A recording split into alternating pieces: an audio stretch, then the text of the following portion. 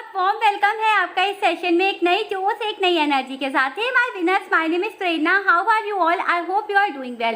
Welcome to your channel Manzil. तो जैसा कि आपको पता है कि कल वाले क्लास में हमने प्रीपोजिशन पार्ट 1 को पढ़ा था, जिसमें हमने meaning, definition, kinds of preposition को अच्छे से पढ़ा था, समझा था।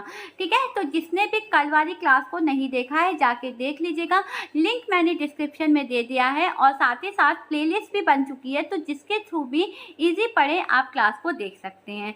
ठीक है, तो आइए आज के इस सेशन को एक स्टेप और आगे लेके जाते हैं और आज हम लोग इसमें प्रीपोजिशन पार्ट 2 को डिस्कस करने वाले हैं। तो चलिए फटाफट से क्लास को शुरू करते हैं। चैनल पर फर्स्ट टाइम विजिट किया है तो चैनल को सब्सक्राइब कर लीजिएगा। वीडियो पसंद आए वीडियो को भी लाइक कर दीजिएगा। ठीक है जी, तो आइए क्लास को शुरू करते हैं एक नई जोश एक नई एनर्जी के साथ। तो hello winners, very very good morning, Radhe Radhe सभी को। आई होप सब लोग बहुत अच्छे होंगे।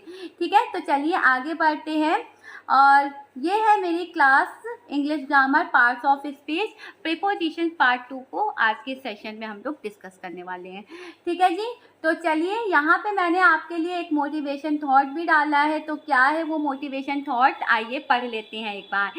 If you want to anything achieve in your life you have to push yourself because nobody is going to do for it.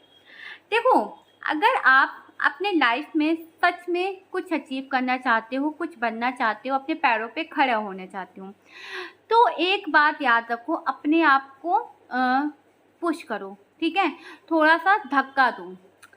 क्यों? क्योंकि ये आपके लिए ज़रूरी है। आपका काम है, आपको करना है।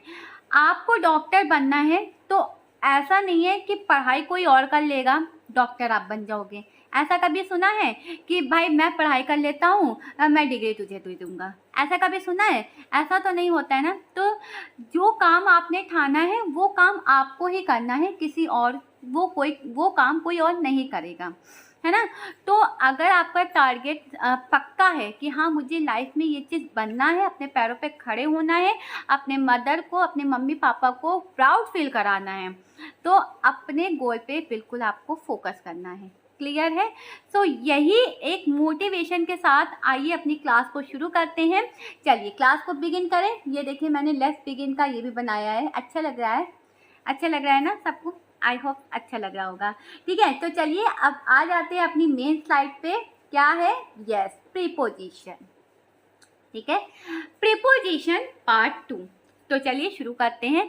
जैसा कि मैंने लास्ट क्लास में आपको बताया था कि जो प्रीपोजिशन होते हैं वो क्या करते हैं, डिफरेंट टाइप्स ऑफ रिलेशनशिप को एक्सप्रेस करते हैं।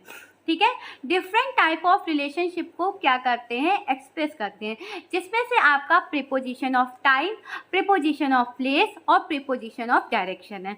तो तीनों को एक एक करके अच्छे से समझेंगे। तो चलिए क्लास को शुरू करते हैं। बिल्कुल पेन कॉपी साथ में लेके बैठिए, जो भी इम्पोर्टेंट पॉइंट है आप नोट कर सकते हैं। ठीक है, चलिए सबसे पहले बात करते हैं प्रीपोजिशन ऑफ टाइम की। तो प्रीपोजिशन ऑफ टाइम क्या होता है? सबसे पहले ये क्या होते हैं, टाइम को इंडिकेट करते हैं। भाई कौन सा काम किस समय पे हो रहा है ये बताते हैं। ठीक है, तो जैसे कि सबसे पहला एग्जाम्पल है, I have a meeting in the afternoon. सबसे पहली बात यहाँ नून लिखा है, ठीक है जी, आफ्टर नहीं लिखा है।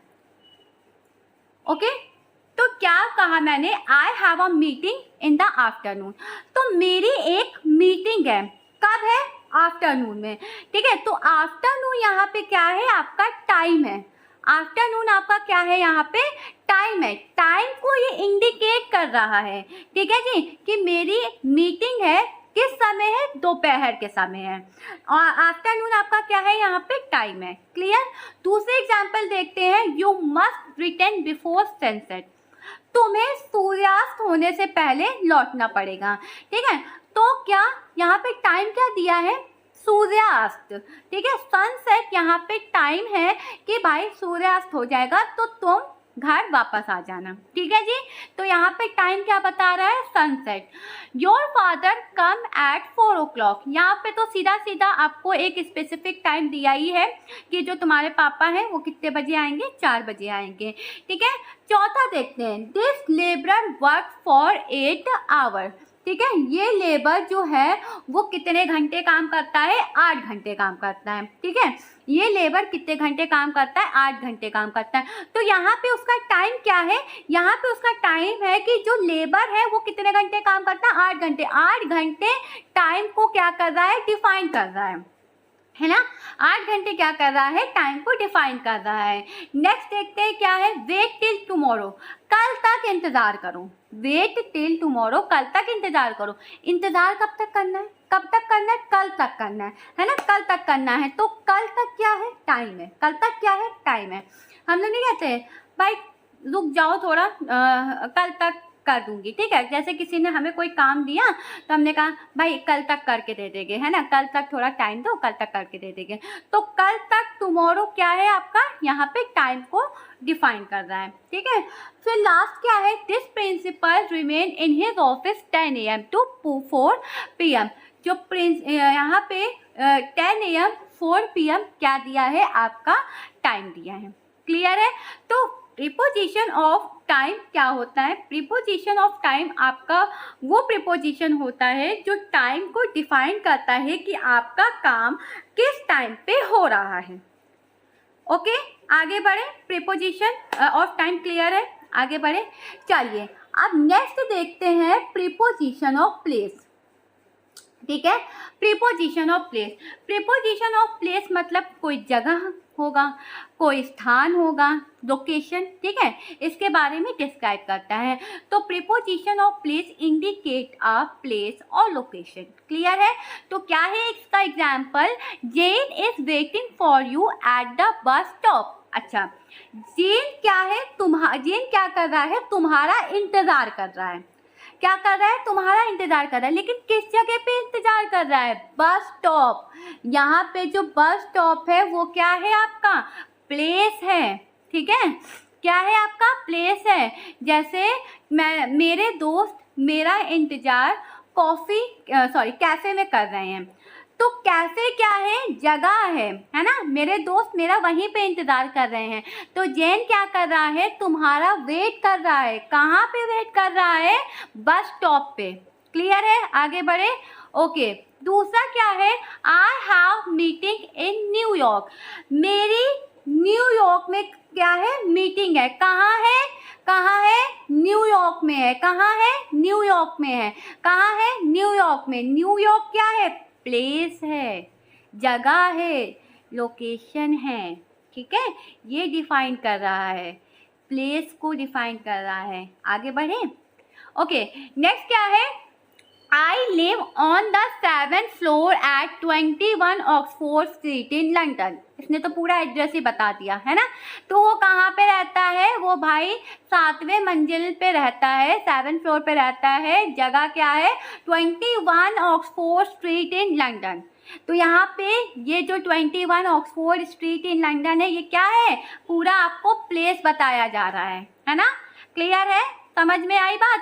प्लेस क्या होते हैं, प्लेस, प्रीपोजिशन ऑफ प्लेस क्या इंडिकेट करते हैं, प्रीपोजिशन ऑफ प्लेस आपके जगह, स्थान को क्या दर्शाते हैं, बताते हैं, ठीक है। आगे बढ़े। ओके, फोर्थ क्या है, फोर्थ है आपका, do you live in Japan. Japan क्या है, प्लेस है, ठीक है। The keys are in the drawer. जो कीज की जगह है वो कहाँ पे है, ड्रॉवर में है। जैसे कि जब मम्मी लोग टीवी देखती हैं तो क्या कहती हैं, अरे अरे रिमोट उठाओ जरा, रिमोट देखो बेड पर रखा है। तो रिमोट का स्थान क्या है, बेड है। रिमोट का स्थान क्या है, बेड है ना। तो कीज का स्थान यहाँ पे क्या है, ड्रॉर, ठीक है। क्लियर है। तो preposition of time, preposition of place, I hope आपको क्लियर होंगे। आगे बढ़े। चलिए फटाफट से आगे बढ़ते हैं और अब बात करते हैं प्रीपोजिशन ऑफ डायरेक्शन की। प्रीपोजिशन ऑफ डायरेक्शन क्या होते हैं, तो प्रीपोजिशन ऑफ डायरेक्शन वो प्रीपोजिशन होते हैं जो दिशाओं के बारे में बताते हैं, दिशा को इंडिकेट करते हैं, डायरेक्शन को पॉइंट आउट करते हैं। फॉर एग्जाम्पल, यहाँ पे मैंने कुछ एग्जाम्पल डाला है, जैसे देखो इनटू है, थ्रू है, अक्रॉस है, अलोंग है, अप है, डाउन है, टूवर्ड्स है, अराउंड है, अबव है, और भी बहुत सारे होते हैं।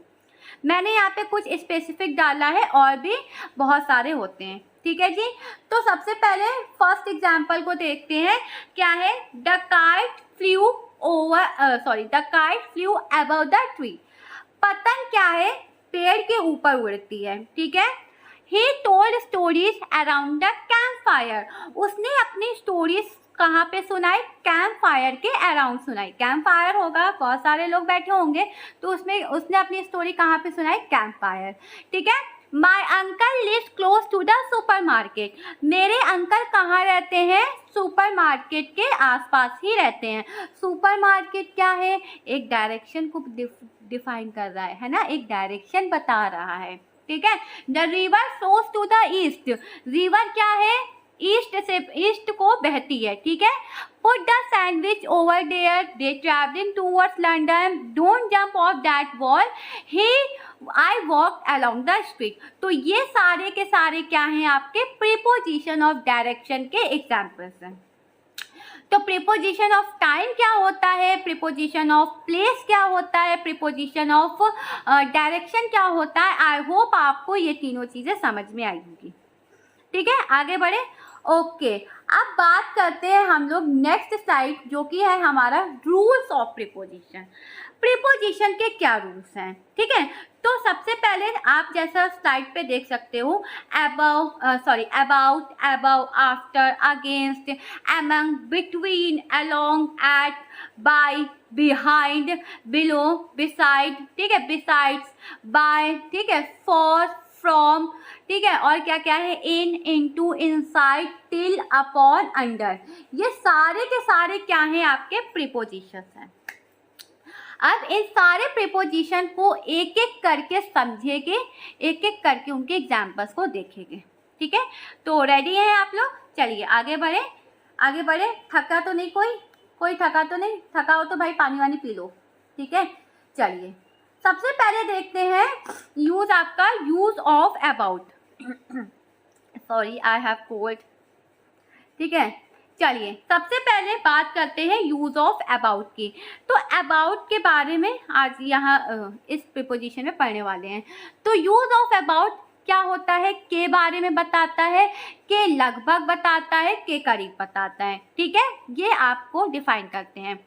ये 3 पॉइंट्स को रिलेट करते हैं, डिफरेंट इंफॉर्मेशन देते हैं। तो चलिए पहला देखते हैं क्या है। About is used for any subject, information और टू शो रिलेशन, ठीक है। अबाउट क्या होते हैं, अबाउट का जो प्रयोग होता है वो किसी विषय के लिए, किसी जानकारी के लिए और कोई संबंध प्रकट करता है, ठीक है। तो about is used for any information और to show any information subject, और रिलेशन को क्या करता है, शो करता है। एग्जाम्पल देखते हैं, जैसे पहला एग्जाम्पल है, I know nothing about it. मुझे इसके बारे में कुछ भी नहीं पता है, ठीक है, मुझे इसके बारे में कुछ भी नहीं पता है। सेकेंड क्या है, do you know about the notification of SSC. क्या तुम्हें एसएससी के नोटिफिकेशन के बारे में पता है। तो यहाँ पे एक इंफॉर्मेशन आ रही है कि एसएससी जेई का जो नोटिफिकेशन है वो आउट हो चुका है। तो क्या तुम्हें इसके बारे में पता है, क्या तुम इस इंफॉर्मेशन को जानती हो। अगर जानती है तो अच्छी बात है, नहीं जानती तो कोई बात नहीं, ठीक है। तो ये होते हैं आपके अबाउट, जो किसी सब्जेक्ट को, किसी इंफॉर्मेशन को और किसी क्या रिलेशन को शो करते हैं। Okay done. दूसरा देखें, चलिए दूसरा स्लाइड पे क्या है, दूसरे पॉइंट पे है, about is used to describe the location around an object. जैसे अराउंड, ये अबाउट क्या करता है, डिफरेंट लोकेशन के बारे में भी यहाँ पे डिफाइन करता है, ठीक है। जैसे क्या है, his home about 2 kilometre from here. उसका घर है ना, लगभग के बारे में यहाँ पे बात हो रही है, उसका घर लगभग यहाँ से 2 किलोमीटर की दूरी पे होगा, यही तो बता रहा है। तो लगभग यानी कम से कम 2 किलोमीटर तो चलना ही पड़ेगा, लगभग 2 किलोमीटर दूर है उसका घर। तो यहाँ पे जो अबाउट है वो डिस्टेंस को भी क्या कर रहा है, डिफाइन कर रहा है, 2 किलोमीटर। क्लियर, आगे बढ़े, ओके। दूसरा क्या है, it takes about 2 hours to reach Lucknow from Kanpur. Lucknow से कानपुर पहुँचने के लिए 2 घंटे लगते हैं, लगभग 2 घंटे लगते हैं। ठीक है, लखनऊ से कानपुर ठीक है, कानपुर से लखनऊ पहुंचने के लिए लगभग कितने घंटे लगते हैं? 2 घंटे लगते हैं। तो यहाँ पे जो डिस्टेंस को लोकेशन को बता रहा है, यहाँ पे अबाउट आप लगा सकते हैं, यूज़ करते हैं। ठीक है, तीसरा क्या है? तीसरा देख लेते हैं। In some task there is a situation where is change going to happen sometime, so we add to after about word. इसमें क्या होता है कि कुछ क्षण बाद चीज़ें बदलने वाली होती हैं। ठीक है, कुछ क्षण बाद क्या होती है? चीज़ें बदलने वाली होती हैं। जैसे कि पहला है, ट्रेन खुलने वाली है। अभी खुली नहीं है, अभी ट्रेन स्टार्ट नहीं हुई है चलना, अभी चलना ट्रेन ने शुरू नहीं किया, लेकिन कुछ क्षण बाद, है ना, थोड़ी देर बाद ट्रेन चलने लगेगी। तो क्या कहा कि ट्रेन खुलने वाली है, यानी the train is about to start. जब भी आप सबसे पहले तो लास्ट में याद रखना, इस टाइप का सेंटेंस आएगा तो वाला वाली आएगा। ठीक है, और इसके बाद आपको क्या यूज़ करना है? तो पहले आपका सब्जेक्ट आएगा, ठीक है, फिर आपका जो वर्ब होगी वो आएगी, और फिर आपका अबाउट आएगा। ठीक है, अबाउट के बाद आपका टू लगेगा। ठीक है जी, फिर टू लगेगा, और फिर आपका ऑब्जेक्ट। ठीक है जी, जो भी होगा। क्लियर? तो ये होगा आपका स्ट्रक्चर। तो यहाँ पे मैंने यही चीज़ बताई है कि सबसे पहले, जैसे देखो क्या एग्जांपल लिया कि ट्रेन स्टार्ट होने वाली है। ठीक है, तो क्या हो, अभी स्टार्ट नहीं हुई है, अभी वो अपने प्लेटफॉर्म पे खड़ी है, लेकिन होने वाली है। तो इसको कैसे ट्रांसलेट करेंगे? The train is about to start. ठीक है, क्लियर है? आगे बढ़े। वह अखबार पढ़ने वाला है, अभी पढ़ा नहीं है, याद रखना, अभी पढ़ा नहीं है, पढ़ने वाला है। तो he is about to read the newspaper. Clear? he is about to read the newspaper. तीसरा देखते हैं, वे पार्क में जाने वाले हैं। they were जाने वाले थे, अब देखो यहाँ पे थे लग गया, है ना, थे लग गया तो पास्ट में चीजें आ गई। थे लग गया तो पास्ट में आ गई, और पास्ट में आया तो दे के साथ लग गया वर आपका। क्यों? क्योंकि दे तो आपका प्लूरल है, इसलिए वर लगेगा। ठीक है जी, तो क्या था? दे were about to go park, वो पार्क में जाने वाले थे, गए नहीं थे, है ना, तो क्या होगा? वर लग जाएगा। वह बाजार जाने वाला होगा, अभी गया नहीं है, अभी गया नहीं है, होगा, तो क्या लगेगा? he will be about to go market। तो कुछ ही क्षण में, कुछ ही मिनट में चीज़ें चेंज हो जाएगी, तो उसके लिए हम क्या लगाएंगे? अबाउट का यूज़ करेंगे। क्लियर है? ठीक है, यूज़ ऑफ अबाउट के तीनों पॉइंट्स क्लियर हैं। ठीक है जी, इन सब्जेक्ट, इंफॉर्मेशन, रिलेशन को शो करता है, लोकेशंस के बारे में बताता है, और टाइम, जब कुछ ही क्षणों में चीज़ें चेंज हो जाती तो कैसे हम लोग अबाउट का यूज़ करेंगे, ये सारी चीज़ें मैंने आपको बताई। ठीक है, अब बात करते हैं आगे चलते हैं, और फिर अब बात करते हैं यूज़ ऑफ अबव की। अबव का मतलब होता है ऊपर। ठीक है, यहाँ पे मैंने लिखा है के ऊपर, से ऊपर। ठीक है, के ऊपर, से ऊपर। ठीक है, तो चलो देखते हैं। मैंने अब अपनी साइड में हिंदी इंग्लिश दोनों लिखा है, तो जो भी हिंदी मीडियम के हैं उनको अब दिक्कत नहीं होगी, और जो इंग्लिश मीडियम के उनको भी दिक्कत नहीं होगी। ठीक है, उस वाली स्लाइड में नहीं लिखा, उसके लिए सॉरी, माय बैड। आपसे लेकिन आपको दिक्कत नहीं होगी। तो क्या कह रहा है? When an object is not exactly above another object and the height is greater, so we use above. जब कोई वस्तु किसी वस्तु के बिल्कुल ठीक ना हो, ऊपर ना हो, ठीक है, बिल्कुल ठीक ऊपर ना हो, ऊंचाई अधिक हो। ठीक है, जो हाइट है वो आपकी बहुत ज़्यादा होनी चाहिए, तो हम लोग किसका यूज़ करते हैं? अबव का यूज़ करते हैं। किसका यूज़ करते हैं? अबव का यूज़ करते हैं। अब देखो यहाँ पे मैंने बहुत सारे एग्जाम्पल्स लिया, तो उससे समझाती हूँ। ठीक है, सूरज बादल के ऊपर होता है, तो सूरज कहाँ है? बादल के ऊपर है। हाँ, बहुत ज़्यादा दूर है कि नहीं है? तो क्या मैंने यहाँ पे बनाया है? The sun is above the clouds. ठीक है, यहाँ पे कौन सा प्रीपोजिशन यूज़ करेंगे? अबव। कौन सा यूज़ करेंगे? अबव। ठीक है, तो यहाँ पे ऊपर है, ग्रेटर है, हाइट बहुत ज़्यादा बताई गई है, तो यहाँ पे क्या यूज होगा, अबव। क्लियर। दूसरा, बादल पहाड़ों के ऊपर था, the cloud was above the mountain. ऊपर है तो अबव लगेगा, और जो आपका ये सेंटेंस है वो पास्ट में है, दैट इज मीन्स यहाँ पे वॉज लगेगा। ठीक है, क्या लगेगा, वॉज लगेगा। ओके। रात में तारे हमारे ऊपर टिमटिमाते हैं, the stars twinkle above us at night. तो तारों की भी जो डिस्टेंस है भाई, देखो तो कितना छोटा सा दिखता है ना, आसमान पे देखो तो कितना छोटा छोटा सा दिखता है। तो आसमान की हाइट भाई बहुत ज़्यादा है ना, तो ज़्यादा ऊपर के बारे में बात हो रही है, तो वहाँ पे हम लोग क्या लगाते हैं, अबव लगाते हैं। तो अबव क्या हो, use of above, I hope आपको क्लियर होगा। चलो नेक्स्ट देखते हैं, use of above is use at the level of some surface mark. Above का प्रयोग किसी सतह के ऊपर चिन्ह, है ना, एक मार्क होता है, उसके लिए भी किया जाता है। जैसे नदी खतरे के निशान से ऊपर बह रही है। अब नदी में एक पॉइंट होगा, एक पॉइंट बनाया गया होगा कि ये भाई डेंजर पॉइंट है। ठीक है, यहाँ आप नहीं डाल सकते हो, यहाँ आपको बिल्कुल जाना, पब्लिक को जाना यहाँ पे मना है। अब जब नदी वहाँ पे क्या है, एक स्पेसिफिक पॉइंट है, अब नदी क्या है, उसी के ऊपर से बह रही है, नदी क्या है, उसी के ऊपर से बह रही है, तो क्या बनेगा, द रिवर वॉज फ्लोइंग, ठीक है, अबव द डेंजर लेवल। ठीक है, नदी क्या है, खतरे के निशान से ऊपर बह रही है, तो खतरे के निशान से ऊपर बह रही है, यानी कि निशान सरफेस को भी एक दर्शाता है, मार्क को भी दर्शाता है। तो यहाँ पे जो आपका करेक्ट एक्सप्लेनेशन होगा वो होगा the river was flowing above the danger level. Clear, कोई दिक्कत, आगे बढ़े, चलिए। वह मेरे फ्लैट के ऊपर रह रही थी, तो ये मेरा घर, ये मेरा फ्लैट, वो उसका फ्लैट, ठीक है, तो ऊपर रह रही थी यानी अबव लगेगा। लॉकडाउन के समय कई उत्पाद MRP से ऊपर बिक रहे थे।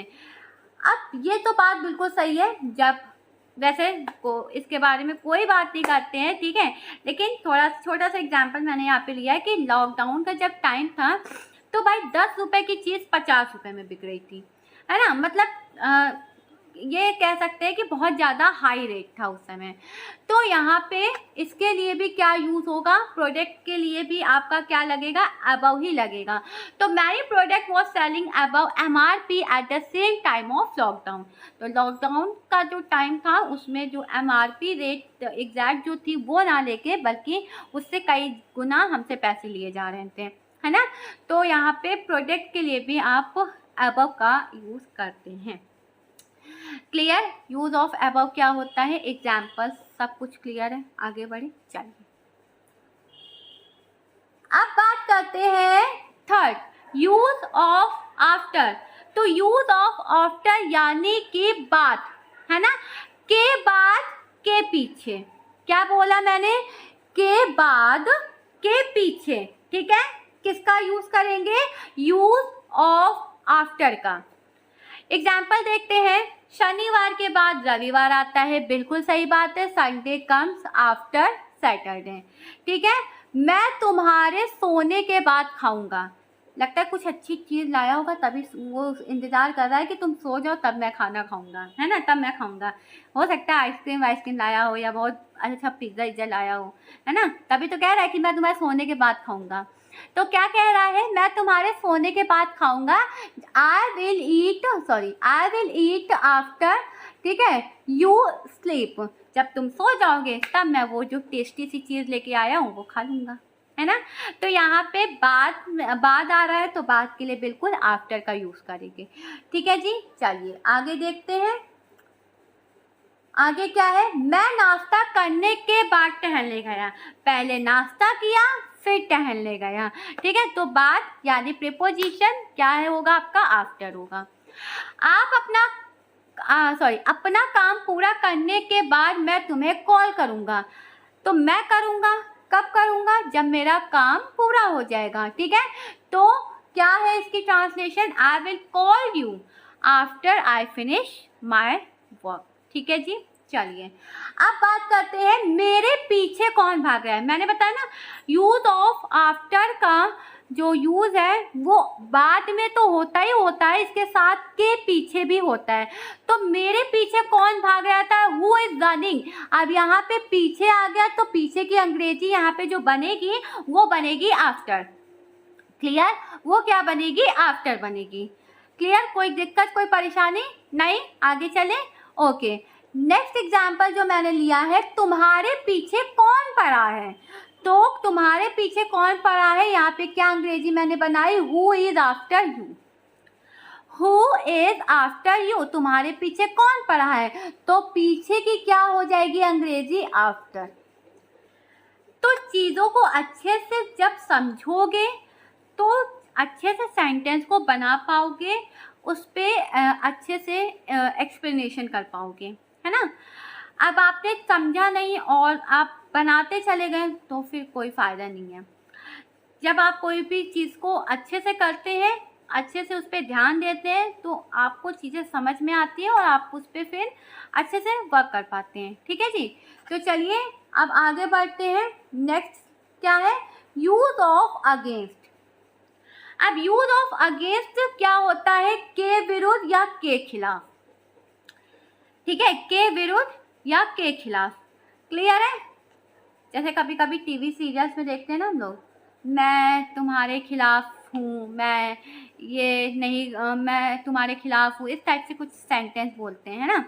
तो क्या है, चलिए हम लोग अपने सेंटेंस को देखते हैं। मैं तुम्हारे विरुद्ध खड़ा नहीं रहूँगा। नहीं माने उसका खड़े होने का, तुम्हारे विरुद्ध क्यों खड़ा हो वो भाई, है ना। तो क्या लिखा है, मैं तुम्हारे विरुद्ध खड़ा नहीं हूँगा।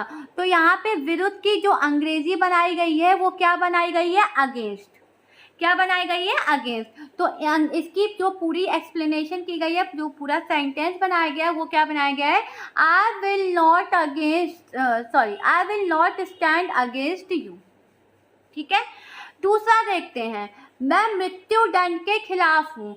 आई एम, ठीक है, I am against the death penalty. ठीक है जी, तो किसी चीज़ के खिलाफ खड़े होना, तो खिलाफ अगर हम किसी चीज़ के हैं तो उसके लिए हम लोग अगेंस्ट वर्ड का यूज़ करते हैं। ठीक है, आगे बढ़े। मैं इस नियम के विरुद्ध हूँ, मुझे ये नियम नहीं भा रहा है, मुझे ये नियम अच्छे नहीं लग रहे, तो मैं इसके खिलाफ खड़ा हूँ। क्या परेशानी इसमें, कोई परेशानी नहीं है, आपको नहीं भा रहा है कोई बात नहीं, है ना। तो क्या है, मैं इस नियम के विरुद्ध हूँ, I am against this rule.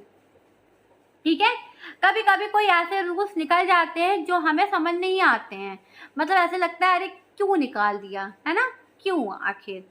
तो क्या होता है, हम लोग उस रूल के खिलाफ हो जाते हैं। तो खिलाफ शब्द, विरुद्ध शब्द अगर आप आते हैं तो आपको क्या यूज़ करना है, अगेंस्ट यूज़ करना है।